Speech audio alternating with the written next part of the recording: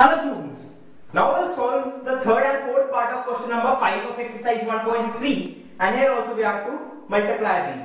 So first of all we'll keep 15 as it is. Now we all know that like 50 multiplied with 2 is 100, 25 multiplied with 4 is also 100, and minus sign gives us plus sign. So it will be plus 100 multiplied with minus 10. Now we know plus multiplied with minus gives us minus, and it will be 1000. So minus 1000 multiplied with 15, and your answer will be minus 15,000.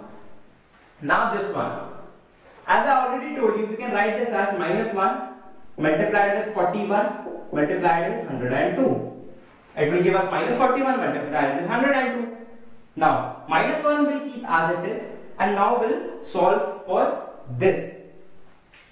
Now we can write this as 40 plus 1 multiplied with 100 plus 2, because we know the table of 40, we know the table of 100, we know the table of 2, and minus 1 will keep as it is.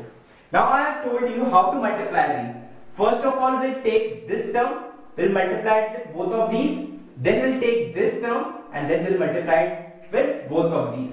So minus 1 multiplied with, first of all we are taking 40 plus 40 it is, and we'll multiply it with 100 plus 2, then we'll take plus 1 and we'll multiply it with 100 plus 2.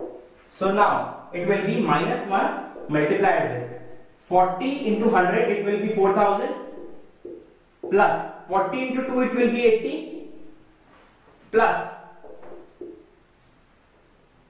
this will write in complete bracket, because minus 1 will be multiplied with each and every term. Now plus 1 multiplied with 100 gives us 100, and 1 multiplied with 2 is 2. Now we'll add them.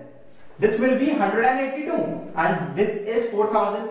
So 4182 multiplied with minus 1. So our answer will be minus 4182.